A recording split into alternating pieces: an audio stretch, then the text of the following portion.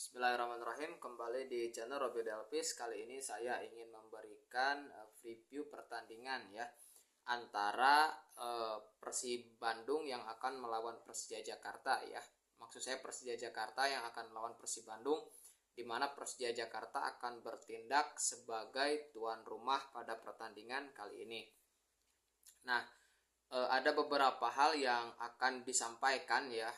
Bagaimanapun pertandingan ini adalah pertandingan yang menarik karena beberapa alasan.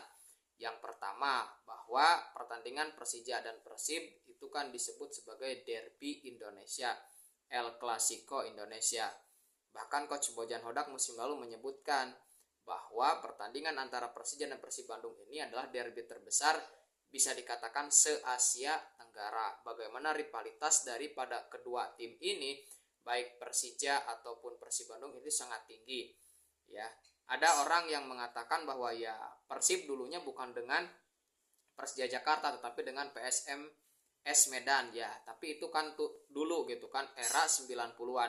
Tapi sejak era 2000-an ke sini, rivalitas yang paling tajam itu kan antara Persib Bandung melawan Persija Jakarta yang disebut dengan derby Indonesia ataupun ya disebut El Clasico Indonesia. Banyaklah macam orang bilang tentang itu.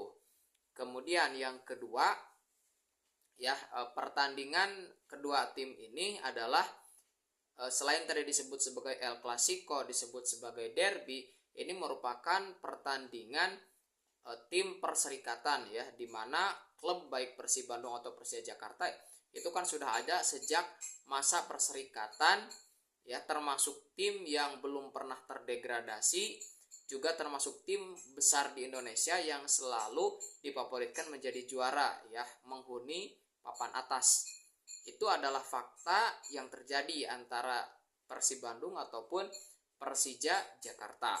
Nah, jadi sehingga mereka juga punya basis supporter karena tadi eranya adalah era perserikatan, bukan klub baru, bukan yang baru datang, tetapi sudah ada sejak lama, mengakar sejak lama, sehingga nah supporter ya bobotoh ataupun Jackmania itu sangat fanatik ya terhadap klub mereka ya, Persija dengan Jackmanianya, Persib Bandung dengan bobotohnya. Itu yang kedua. Yang ketiga ya, adu gengsi daripada kedua tim ini muncul.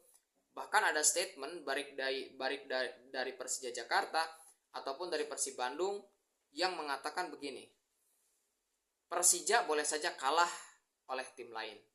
Boleh saja bukan berarti mau kalah ya, tetapi kalah dengan tim lain itu ya biasa saja gitu ya.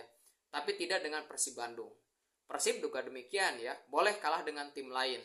Tetapi kalau kalah dengan Persija, nah itu gengsi ya. Jadi selalu dua pertandingan ini melibatkan gengsi yang luar biasa gitu kan. Sehingga ya baik Persija ataupun Persib Bandung itu sampai auranya disampaikan oleh para pelatih mereka ketika permainan ini terjadi. Ketika Persija bertemu dengan Persib Bandung, Bojan Hodak misalnya mengatakan, saya tidak perlu lagi memotivasi para peserta karena mereka sudah termotivasi dengan sendirinya. Seperti itu, saking tanda petik panasnya pertandingan ini gitu ya. Nah kemudian ya, intrik-intrik yang terjadi di lapangan karena El Clasico, karena derby itu cukup tinggi, sehingga hampir pasti ya, mungkin tidak selalu tapi hampir pasti selalu banyak kartu yang keluar di pertandingan Persib melawan Persija ya, baik itu di kandang Persib ataupun di kandang Persija. Selalu. Kenapa? Karena ya di atas lapangan para pemain itu sangat keras, bukan kasar ya, keras di sana berarti mereka benar-benar menggunakan segala taktik, segala hal yang mungkin mereka lakukan supaya mereka bisa menang. Oke, itu yang ketiga. Nah, yang keempat ya, posisi yang mereka huni saat ini ataupun pada setidaknya 3-4 musim terakhir itu hampir selalu masuk di 5 besar. Nah, di 2022-2023 misalnya Persib dan Persija itu kan berada di papan atas dan memperebutkan gelar juara, walaupun pada akhirnya PSM yang menjadi juara. Persib pada saat itu yang kokoh di posisi kedua malah melorot di akhir musim sehingga akhirnya bertengger di posisi ketiga terakhir. Persija kemudian mengambil alih di posisi kedua. Nah di musim lalu juga sama ya, bagaimana Persib berada di papan atas. Nah, Persija memang musim lalu tidak begitu kompetitif ya, tidak begitu kompetitif sehingga berada di papan tengah.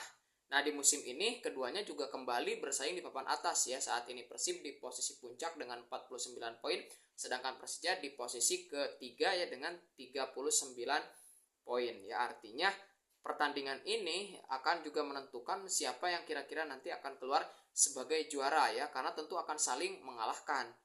Nah, seperti itu.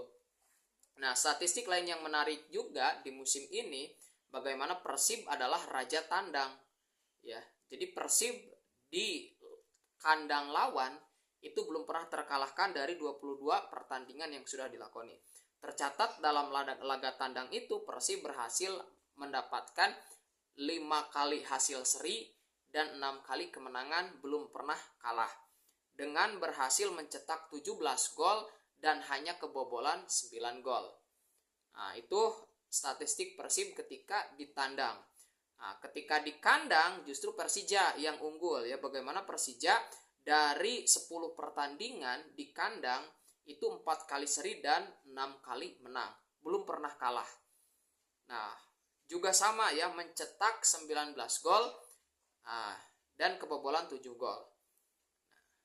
Itu. Jadi Persib adalah tim dengan rekor tandang terbaik musim lalu dan kembali di musim ini. Jadi mereka justru rekor kandangnya kalah. Musim lalu kalah oleh Persik Kediri, musim ini adalah kalah oleh Dewa United. Persija musim ini belum terkalahkan ketika mereka bermain home, ketika mereka bermain di kandang ya. Tetapi dalam rekor tandang, nah Persija kalah ya. 5 kali kalah itu semuanya di tandang, 2 kali hasil seri dan 5 kali menang dengan mencetak hanya 18 gol tetapi kebobolan 21 gol. Sebaliknya Persib ketika di kandang itu cukup besar ya. 8 kali menang, kemudian 2 kali hasil seri dan 1 kali kalah, mencetak 19 gol dan hanya kebobolan 8 gol. Jadi Persib kan sampai saat ini hanya kebobolan sekitar 16 gol. Menjadi tim dengan defensif rekor terbaik. Sedangkan dari segi produktivitas ya Dewa United menempati peringkat pertama, peringkat kedua itu adalah Persib dan Persija, juga Bali United kalau tidak salah. Jadi 3 tim itu dari segi produktivitas ya. Nah, artinya kan ini akan menjadi pertarungan yang bagus. Apakah Persib si jago tandang atau Persija yang jago kandang ya? Ya, kita akan lihat nanti ya. Karena kalau kita melihat efektivitas dalam pengertian kalau kita lihat ke statistik, kalau beradu dengan defensive rekor sejauh ini ya, defensive rekor Persib Bandung jelas unggul dari defensive rekor. Persija kalah dari Persib Bandung dalam defensive rekor. Dalam segi produktivitas ya seimbang. Tidak ada yang salah, tidak ada yang kalah ya. Dua-duanya adalah seimbang dari segi produktivitas. Hanya di lini belakang Persib lebih unggul ya, lebih unggul. Nah, tetapi kalau dibalikan lagi ke tandang dan kandang, dua-duanya adalah rajanya, raja kandang dan raja tandang. Nah, jadi itu akan menarik. Nah, hanya saja Persija sayangnya tidak bisa bermain di stadion utama mereka ya, stadion utama Gelora Bung Karno, tetapi di Bekasi, di Pakansari kalau tidak salah. Jadi walaupun home yang mereka akan lakukan itu adalah di Pakansari ya, di Bekasi. Nah, yang kelima pertarungan. Kalau kita lihat 5 statistik terakhir, 5 pertandingan atau 4 pertandingan terakhir statistik, memang harus diakui Persib lebih unggul daripada Persija Jakarta ya. Bahkan kan pada putaran pertama Persib berhasil unggul 2-0. Nah, pada musim sebelumnya saling mengalahkan, tetapi cukup berimbang secara umum, tetapi Persib agak lebih dominan gitu kan. Bahkan kan salah satu pendukung Persib Bandung ya, Bobotoh, itu mengatakan bahwa Persija tidak sekuat dulu gitu ya. Dan itu terbukti pada putaran pertama, dan kita akan lihat apakah di putaran kedua ini apakah keduanya akan saling mengalahkan atau mendapatkan hasil imbang. Nah, selanjutnya adalah bagaimana komposisi pemain yang mereka miliki. Nah, di Persija itu kan beberapa pemain bisa bermain. Hanya Carlos Eduardo yang kemarin mendapatkan kartu merah tidak bisa bermain. Selebihnya misal di lini serang ada Gustavo Almeida ya, Rio Matsumura juga bisa bermain. Kemudian di tengah ada Gajos, ada juga pemain asing lainnya satu lagi. Lini belakang juga komplit ya. Nah, sedangkan di Persib Bandung kabarnya si Tyrone McLoughlin bisa bermain gitu kan.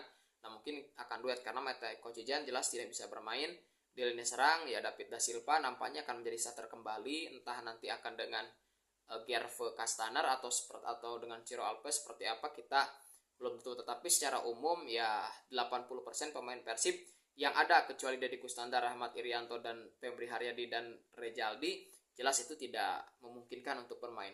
Tetapi Edo dan lain sebagainya full ya bisa bermain karena sudah kembali bugar. Oke. Nah, berikutnya yang dilihat adalah bagaimana pertandingan ini akan serunya itu karena perebutan di posisi atas. Artinya ketika Persija bisa mengalahkan Persib, maka jarak mereka akan semakin dekat. Artinya kan Persib 49. Kalau Persija menang itu adalah menjadi 42 poin. Artinya jarak dengan Persib semakin dekat. Sebaliknya ketika Persib menang, justru maka jarak dengan pesaingnya akan semakin jauh. Nah, ada orang yang bilang Persib berada dalam tekanan.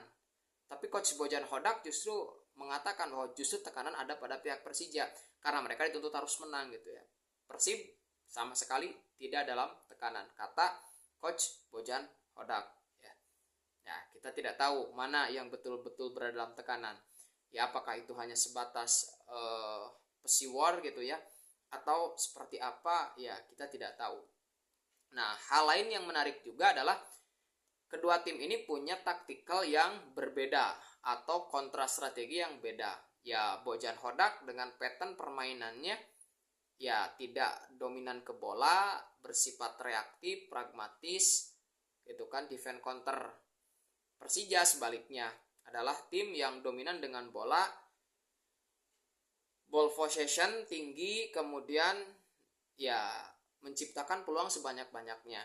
Jadi ini pertandingan akan menarik karena dari sisi taktikal, dari sisi strategi kedua tim ini jauh berbeda ya, merupakan satu yang berbeda. Carlos Peña itu eranya dengan ball possession sama seperti yang dilakukan oleh Thomas Doll. Nah, Persib era Luis Milla itu ball possession, tetapi di era Bojan Hodak itu bersifat sepak bola reaktif. Hanya saja karena ini bertanding di kandang Persija, tentu Persib Bandung akan lebih hati-hati.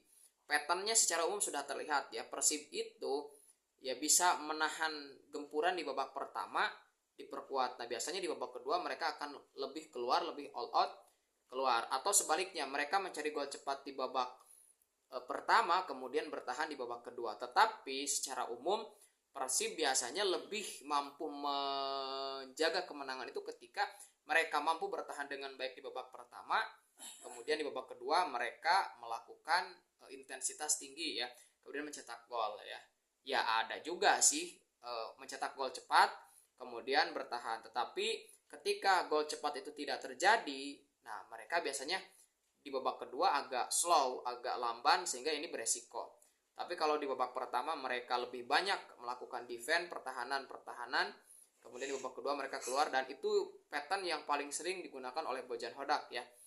Di Championship Series bahkan 4 pertandingan itu seperti itu. Mereka defense di babak pertama, di babak kedua mereka mencetak 3 gol ya. Dengan Bali United 3 gol itu kan di babak kedua. Dengan Madura United juga di babak kedua ya 3 golnya dan seterusnya. Nah, jadi ya ini akan sangat menarik tadi dari segi statistik, dari segi rekor pertemuan, dari segi taktik, kemudian dari segi situasi bagaimana ini adalah derby Indonesia, El Clasico Indonesia. Tentu ini adalah pertandingan yang paling ditunggu-tunggu oleh semua orang, baik pendukung Persija ataupun pendukung Persib Bandung. Bahkan ini menjadi berita yang sangat viral di mana-mana ketika akan menghadapi tim ini ya, El Clasico. Oke ya, Persib adalah tim dengan tandang terbaik, Persija adalah dengan kandang terbaik. Siapa nanti yang akan menang? Kita lihat ya, dan skornya seperti apa? Ya silahkan yang ingin memberikan prediksi silahkan boleh dicantumkan di kolom komentar ya, seperti itu.